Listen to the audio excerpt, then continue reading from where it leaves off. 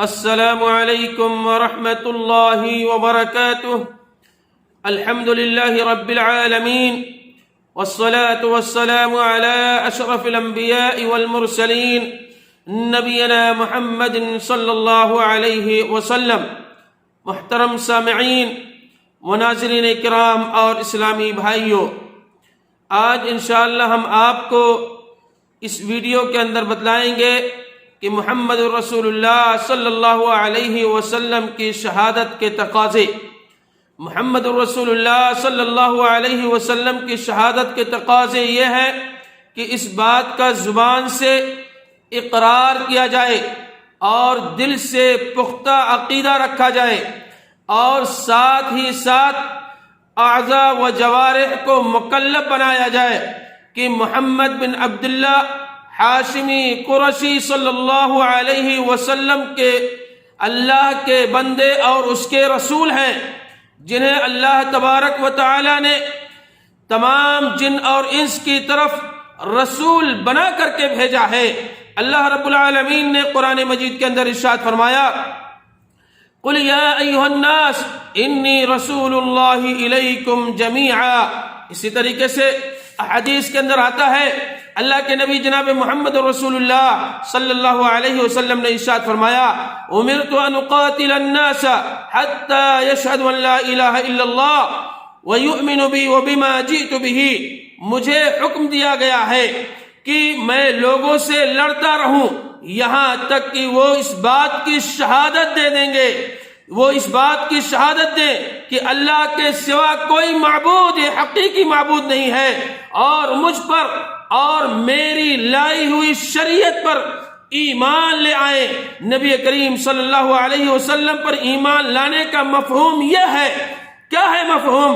یہ ہے کہ آپ کی نبوت کی تصدیق کی جائے، اور یہ کہ اللہ نے آپ کو تمام جن اور انس کے لیے مبعوث فرمایا ہے۔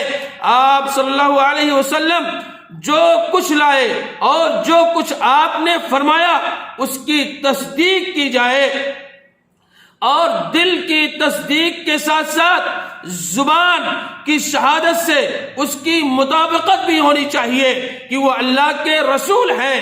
اسی طرح جب دل کی تصدیق، زبان کی شہادت اور آپ کی لائی ہوئی شریعت پر عمل آوری، ان تینوں چیزوں اکٹھا ہوں گی، تب تو آپ صلی اللہ علیہ وسلم پر ایمان مکمل ہوگا۔ اگر ان تینوں میں سے کوئی ایک چیز اگر ناقص ہو جائے گی تو اللہ کے رسول صلی اللہ علیہ وسلم پر ایمان نہیں ہوگا۔ اسی طریقے سے اس شبہات کے تقاضے کے اندر جو چیزیں آتی ہیں وہ چار چیزیں ہیں میرے بھائیوں۔ یہ کہ آپ صلی اللہ علیہ وسلم نے جس بات کا حکم دیا ہے اس میں آپ کی اطاعت کی جائے۔ جس چیز کا بھی آپ صلی اللہ علیہ وسلم نے حکم دیا ہے اس کے اندر ہمیں اور آپ کو اطاعت کرنا ہے، اس کی اللہ کے نبی صلی اللہ علیہ وسلم کی فرما برداری کرنا ہے۔ اللہ رب العالمین نے قرآن مجید کے اندر ارشاد فرمایا، من یطیع الرسول فقد اطاع اللہ۔ جس نے اللہ کی اطاعت کی اور جس نے رسول کی اطاعت کی اس نے اللہ کی اطاعت کی، اور اگر جس نے اللہ کے رسول صلی اللہ علیہ وسلم کی نافرمانی کی گویا کہ اس نے اللہ کی بھی نافرمانی کی۔ اللہ رب العالمین نے قرآن مجید کے اندر دوسرے مقام پر ذکر فرمایا، قل ان کنتم تحبون اللہ فاتبعونی یحببکم اللہ ویغفر لکم ذنوبکم واللہ غفور رحیم۔ قل اے نبی علیہ السلام آپ کہہ دیجئے، ان کنتم تحبون اللہ، اگر تم اللہ سے محبت کرتے ہو، فاتبعونی تو تم میری اتباع کرو، میری اطاعت اور فرما برداری کرو۔ فاتبعونی یحببکم اللہ، جب تم میری اتباع کرو گے اللہ رب العالمین تم سے محبت فرمائے گا۔ یغفر لکم ذنوبکم، یہی نہیں بلکہ تمہارے گناہوں کو بھی معاف فرما دے گا، تمہیں بخش دے گا۔ واللہ غفور رحیم، اللہ رب العالمین بخشنے والا اور رحم کرنے والا ہے۔ دوسری چیز جو آتی ہے، آپ صلی اللہ علیہ وسلم نے جس بات کی خبر دی ہے اس کی تصدیق کی جائے۔ جس چیز کی بھی آپ صلی اللہ علیہ وسلم نے خبر دی ہے، بتلایا ہے ہمیں اور آپ کو، اس کی تصدیق کی جائے۔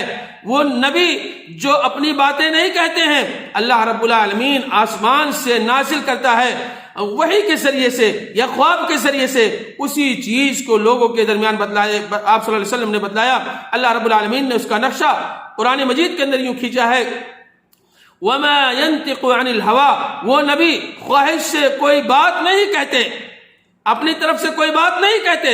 اللہ رب العالمین جو چیزیں بتلاتا ہے اس کی وہ ترجمان اور اس کی چیزیں کو بتلاتے ہیں۔ اسی طریقے سے تیسری چیز جو آتی ہے، آپ نے جس بات سے روکا یا تنبیہ کیا ہے اس سے اجتناب کیا جائے۔ جس چیز سے بھی آپ صلی اللہ علیہ وسلم نے متنبہ کر دیا ہے یا آپ صلی اللہ علیہ وسلم نے اجتناب کیا ہے، روکا ہے، ہمیں اور آپ کو اس سے رک جانا چاہیے۔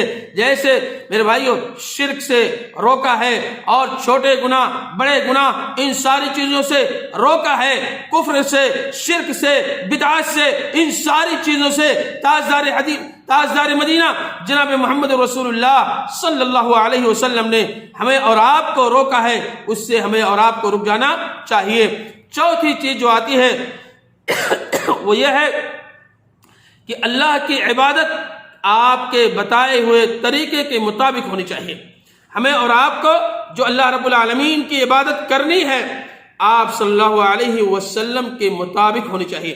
جس طریقے سے آپ صلی اللہ علیہ وسلم نے بتلایا ہے بعین ہی اسی طریقے سے کرنا چاہیے۔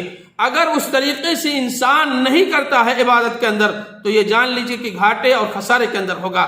حدیث کے اندر آتا ہے، اللہ کے نبی علیہ السلام نے فرمایا، من عمل عملا لیس علیہ امرنا فہو رد، وہ عبادت جو اللہ اور اس کے رسول کے مطابق نہیں ٹکرائے گا، اور جو چیزیں نہیں ٹکرائیں گی یہ جان لیجئے کہ گھاٹے اور خسارے کے اندر اور بیکار ہو جائیں گے۔